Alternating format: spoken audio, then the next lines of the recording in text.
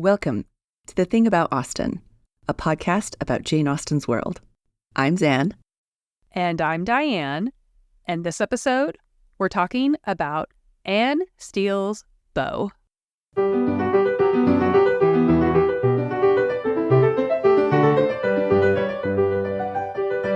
We are taking a look at Sense and Sensibility for this episode.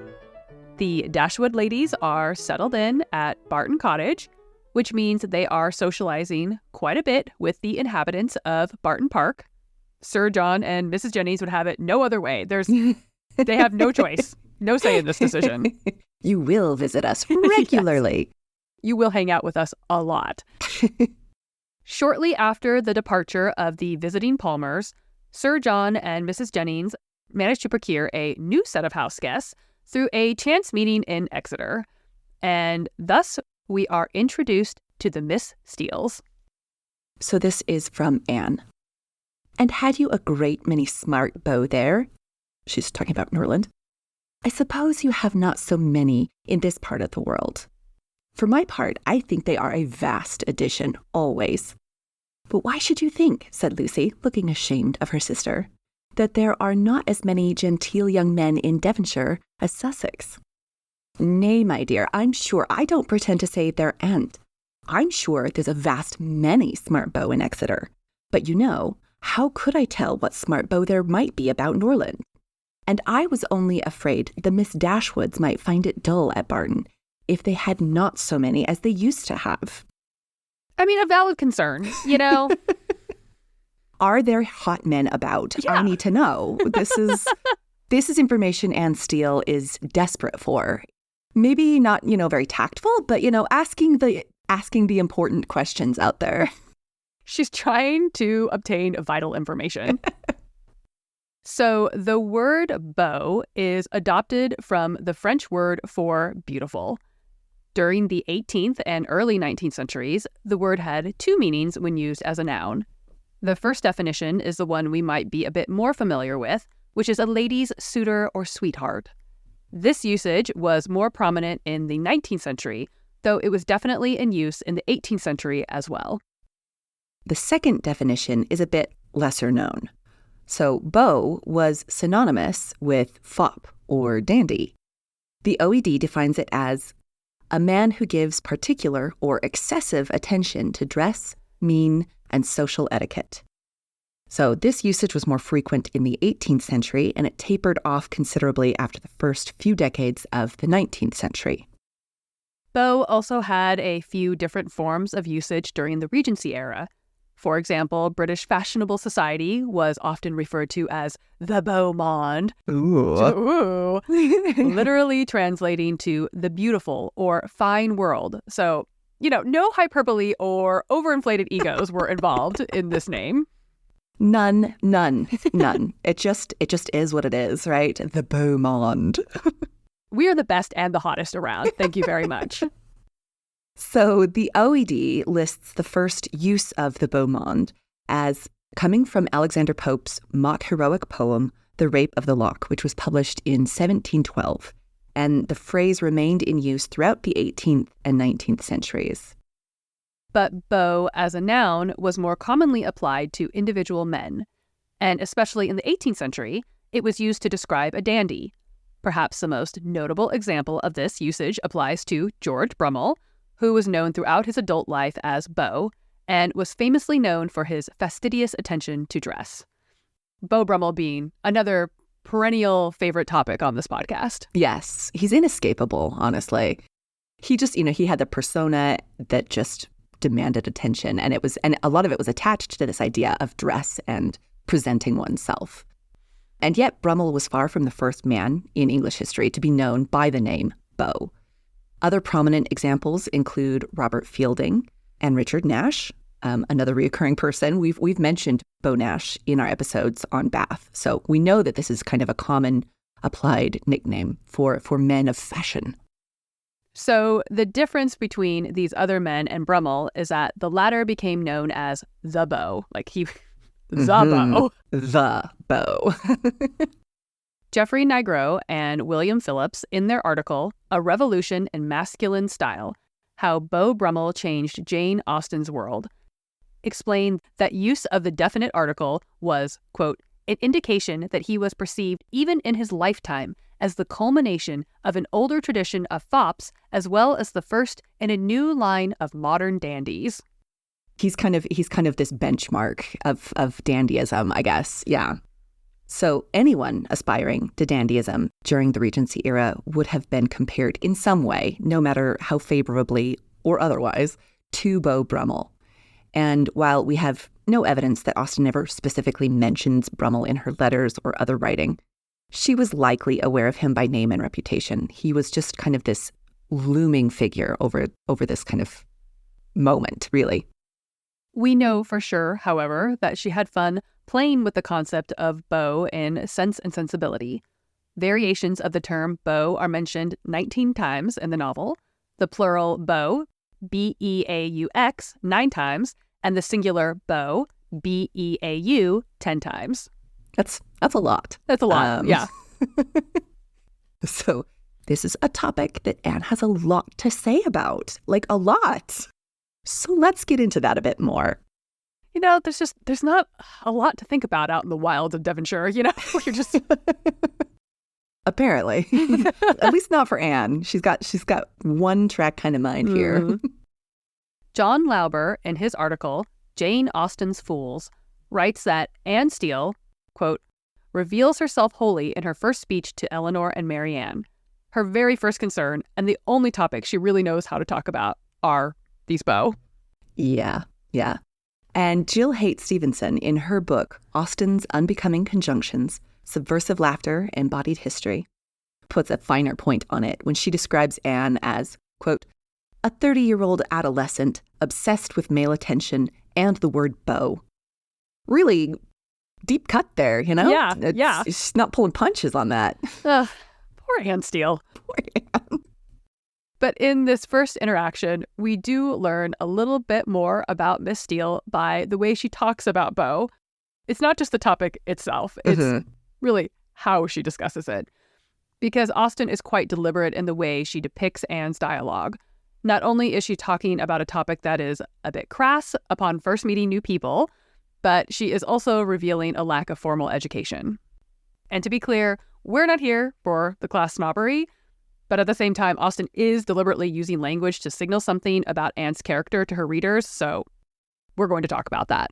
Yeah, there's definitely a distinct difference between the way that the Steeles talk and the Dashwoods talk, and so Austen's being deliberate there. Linda Hall, in her book Women and Value in Jane Austen's Novels, Setting, Speculating, and Superfluity, explains that Anne's vocabulary and grammar, along with the topic she's chosen, quote, reveals her lack of gentility or proper decorum. Hall goes on to explain some particular examples. Anne, quote, begins her conversation about beau with the improper contraction ant, meaning are not, and continues with another misused contraction. There's a vast many smart beaux in Exeter, using the singular verb is to describe her many potential suitors. It should be there are many smart beaux. Her grammatical blunders continue as she drops her adverbial endings, hoping that her various beaux dress smart and behave civil. The more grammatical construction would be that they behave civilly, for example. So there's just a bunch of really dense clues built into the way that she's describing this. And Hall also points out that when Anne uses the phrase, had as lief be without them, when she's talking about beau, she's using an antiquated construction of the phrase would rather. And that, quote, within Austen's works is the type of language that might be found as the speech of servants or other characters not of genteel circles. So from all of these linguistic hints, Austen is signaling that Anne Steele and Lucy, to a degree, are from a slightly different class than the Dashwoods. She's basically saying that they're not quite as genteel. So Lucy's language throughout the novel also has some of this background. She does make some of these kinds of errors as well. But we see her making more of an effort to hide it. We see this when she subtly tries to correct Anne in this opening sequence, where Anne is talking about beau and Lucy's like, and she later is trying to redirect the conversation. She's embarrassed by Anne in some of these conversations, and so we see little hints of it in Lucy's linguistics, but she's much more aware of what it signals when she misuses her language. With Anne, it's not just the fact that she's using sort of less proper or genteel language. It's the topic itself. On top of that, yeah, it's a double. She's compounding it basically. Whereas Lucy is at least a little bit more aware of the ways that, like, if we're going to talk about this, we have to try and, like, come at it with a slant or whatever. Yeah. You need to code things a little bit. Mm-hmm. Which, again, I appreciate that about Anne Steele. She's just like, oh, would you like me to make subtext text? Like, I'm just going to put it all out there, It's true. So with this initial scene, we are also introduced to Anne's preference for smart beau rather than dirty or nasty beau, which obviously we need to unpack that a bit more. Yes, we do. And when Anne says smart here, she is referring to a person's appearance, that their clothing is neat and fashionable. It doesn't have anything to do with intellect or intelligence in this context. And so when she says, contrasts smart beau with dirty or nasty beau, we're getting kind of, it's probably clear enough, right, what dirty and nasty are potentially referring to, because it's basically talking about hygiene. But there is an additional cultural context that's attached to this description. It is likely that Austen is making an oblique reference to slang from this period. In the 1811 edition of Francis Grose's Dictionary of the Vulgar Tongue, can we just appreciate that his name is Gross and his dictionary is about the vulgar tongue? So good. I appreciate that. And this dictionary obviously being essentially the urban dictionary of its day. But in this edition, there's the phrase beau nasty, which was defined as, quote, a slovenly fop, one finely dressed, but dirty. So a descriptive example comes from the 1830 gem of a publication titled, everyone get ready for this, Tavern Anecdotes and Reminiscences of the Origin of Signs, Coffee Houses, and etc., intended as a lounge book for citizens and their country cousins. It's the country cousins that just over the top for me. I definitely need a coffee table book version of that, please. Yes, for your country cousins. Yes. In one of these charming anecdotes, a beau nasty enters a bar, which definitely sounds like the beginning of a bad joke. The country cousins and a beau nasty walk into a bar and... So here's the anecdote. Just then, it happened that before a large fire in the bar, most monstrous to behold, there stood with his coat skirts under each arm, a pitiful imitation of what was then denominated buckism, but very deficient both in cleanliness and costume. The face of this sad exquisite was grimy, his neckcloth of the same vile tint, which nevertheless was rolled in various folds about his throat. His hair was matted and turned up under a greasy hat with a narrow brim conceitedly placed on the side of his head. Thus equipped, the filthy fop straddled before the fire which he completely monopolized. In silent amazement for the space of half a minute, another man in the room gazed and gazed as a planet struck, examining the egregious coxcomb from top to toe, then turning suddenly to his friend and bursting into an obstreperous horse laugh, roared out sarcastically, or rather croaked, "Beau nasty, by God!" That is an entire mental image. It paints quite the picture, doesn't it? That is quite the story for the country cousins. Austen does not use the phrase beau nasty, but as Haight Stevenson points out, she has Anne Steele reference nasty and dirty beau, and then essentially gives a definition of a beau nasty when she describes a Mr. Rose at Exeter. She describes him as a prodigious smart young man, quite a beau, clerk to Mr. Simpson, and yet if you do but meet him of a morning, he is not fit to be seen. He's got the right look, but it's not quite all put together exactly the way you might want. Well, and I do think that everybody needs to know that while doing research on the beau nasty, it came to our attention that there is an 80s American glam rock band named Beaux Nasty. And all we're saying is that you need to Google the cover art for their album Dirty But Well Dressed. And it's a visual experience, Google image that And then just always have that picture in your mind whenever you're reading Sense and Sensibility and Anne Steele is talking about Beaux. You should just be thinking about one of those guys. Yes. Yes. I mean, I hope that is the way that you read it from here on out, basically. I mean, it's just fabulous. Because, I mean, if you're going to go glam rock, put the effort into it. You know what I mean? Like, get a theme, commit to the bit. And they did. I mean, full points. Haven't actually listened to any of their music, so. Me neither. We're going purely off of the visuals here. Yes. Just FYI. So we still have even more to unpack from this first scene with Anne Steele. She has so much to say on this topic. She's giving us so much material. We get a rather overt nod to the ambiguity in the term beau directly after she describes Mr. Rose. Haight Stevenson describes the use of the term beau as a suggestive cryptogram in this next moment. So we are going to get a little bit of reader's theater here for you all. And so at this point, Anne says to Eleanor, I suppose your brother was quite a beau, Miss Dashwood, before he married, as he was so rich? Sorry, it's just so funny. I mean, that's the really crass thing. You know what I mean? It's not the going on about the beau. It's just the straight up being like, your brother was loaded, right? So he must have been really popular. But at the same time, she's not wrong. If he was very rich, he probably was very popular with the ladies. It's true. But she's not hiding her interest there. She just says the things that everybody's actually thinking in the back of their head. Upon my word, replied Eleanor, I cannot tell you, for I do not perfectly comprehend the meaning of the word. But this I can say, that if he ever was a beau before he married, he is one still, for there is not the smallest alteration in him. Oh, dear. No one ever thinks of married men's being beau. They have something else to do.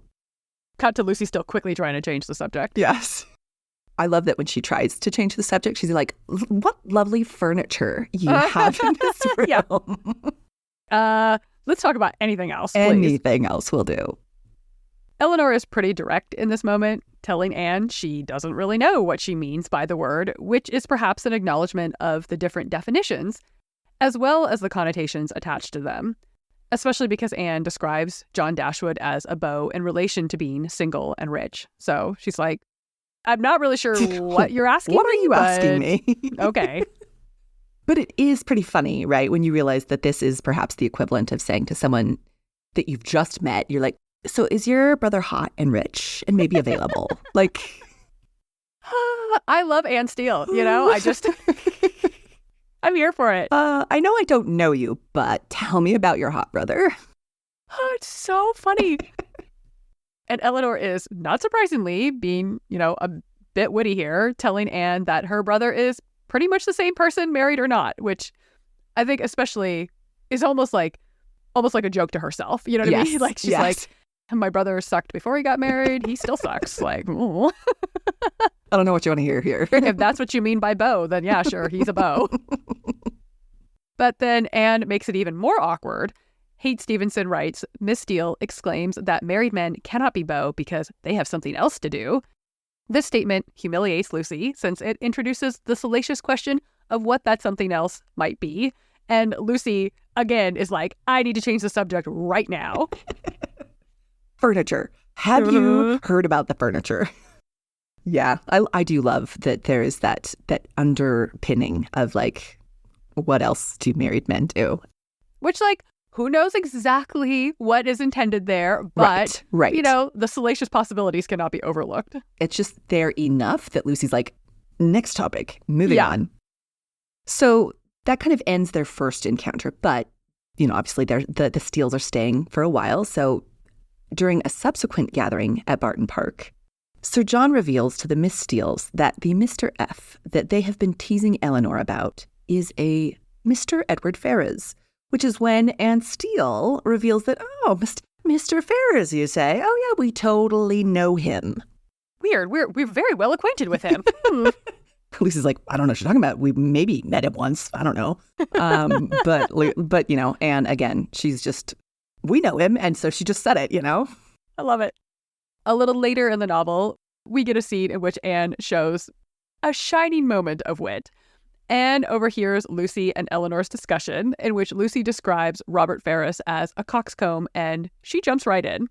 So again, Reader's Theater, you're all welcome. A great coxcomb, repeated Miss Steele, whose ear had caught those words by a sudden pause in Marianne's music. Oh, they are talking of their favorite beau, I dare say. No, sister, cried Lucy, you are mistaken there. Our favorite beaux are not great coxcombs. I can answer for it that Miss Dashwood's is not, said Mrs. Jennings, laughing heartily. For he is one of the modestest, prettiest behaved young men I ever saw. But as for Lucy, she is such a sly little creature, there is no finding out who she likes. Oh, cried Miss Steele, looking significantly round at them. I dare say Lucy's beau is quite as modest and pretty behaved as Miss Dashwood's. This is like the one time she feels like she's fully grasped the subtext of the conversation. And so she's like, guys, I know what's happening here. And of course, this moment of insight would be about Beaux, of obviously. Course. Yes. She understands that there's a bit of a love triangle going on here between Eleanor and Lucy and Edward, and she decides to bring it up in this moment. Mm-hmm. It manages to completely slide under Mrs. Jennings' radar, which is really unfortunate for Mrs. Jennings, because this is exactly the type of juicy tidbit she would love to latch onto. Yes. But obviously, Eleanor is immediately embarrassed, blushes, and Lucy doesn't even try to change the subject. Like, she is mad. Like, she's described as biting her lip and looking angrily at her sister. Like, she's just like, we are going to be having words about this later.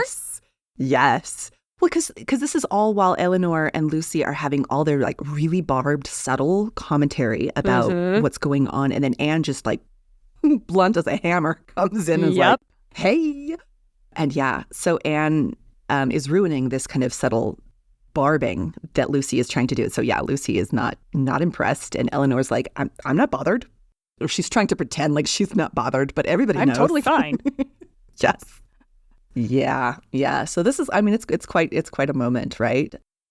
And it's interesting that this is kind of a moment where Anne understands the subtext. It's kind of significant that that's what's happening in a scene, that she's that attuned to things, because later in the novel, she is not, right? Jenny Writing points out in her article, The Other Siblings in Sense and Sensibility, that, quote, Anne in particular is devoid of sense. Her prattle about Beaux, desire to be teased about the doctor, and blunder in revealing Lucy's secret all show her to be vapid and vacuous. Which, again, might be a little bit harsh, but she is the one who, like, totally spills the beans about Lucy and Edward's relationship in a way that's disastrous for pretty much everybody. I mean, come on. She is doing the hard work of being a plot device. You know what I mean? Yes. Like, somebody has to do it. Yes. She's there to move things along, okay? And to be fair to Anne, all of that being said, she is living in a society where her entire worth and value is tied up in whether she marries and also who she marries. So you sort of understand from that context, right? The fixation with just Beaux, and she's essentially fixated with, I don't know, like Indeed.com. You know what I mean? Like, for her, this is like, she's basically looking for, like, job listings. Yes. Yeah, it's the only way that she's going to, find security for herself. So it is easy to be dismissive of it, but at the same time, the context matters for sure. So the idea of Dr. Davies being interested in her is probably pretty enticing, even if it is just like a story she's telling in her head. She's almost 30, and Austen describes her as being very plain. That, on top of her not having a fortune, puts her in a very precarious position. Yeah. So, let Anne Steele have her fantasies. Absolutely. If thinking about the doctor being interested in her makes her happy, great. Right. She wants to be teased about the doctor. Like, that's something that makes her happy. So, Again, if your value as a woman is the man who's attached to you, the idea that Dr. Davies might be interested in her, part of why she wants to be teased about it is that it gives her a little bit of consequence. It makes her important. It makes her matter in the way that single spinster Anne Steele matters not at all to society. Yeah. Like, society does not care about that Anne Steele, but society maybe cares a little bit about Anne Steele, who has Dr. Davies potentially interested in her. Yeah. And that's when she and Mrs. Jennings have their most, like, overt interactions in the text. Like is when the dialogue is actually revolving around those things. Yeah. Mrs. Jennings is like, ooh, tell me more, right? you know? Yeah, she's willing to play that, but also like that is something that, again, Mrs. Jennings also knows that. That's kind of part of Mrs. Jennings' apparatus in the story too, is to be the one who's interested in helping make those matches, because it is such an important and significant part of being a young woman in this period.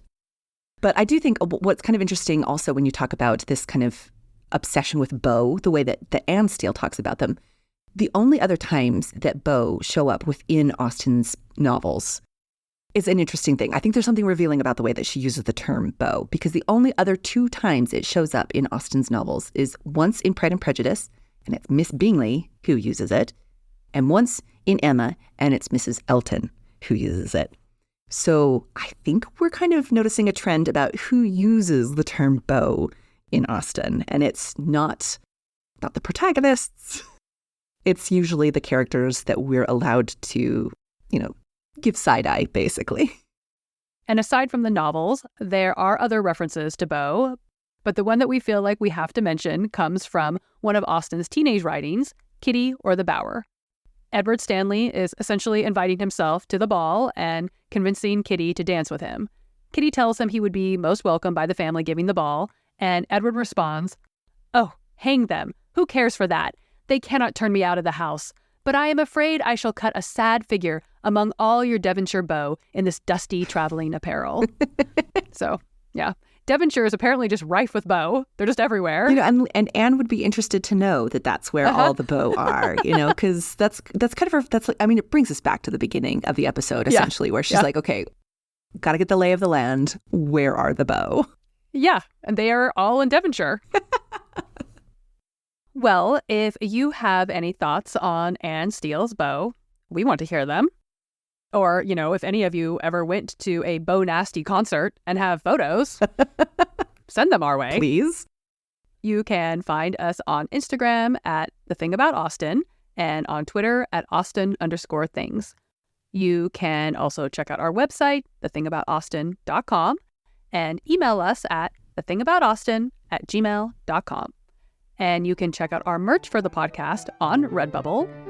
Go to aboutaustin.redbubble.com. Stay tuned for next episode when we'll be talking about Mary's Concerto with Dr. Lydia Chang. Thanks for listening. Bye.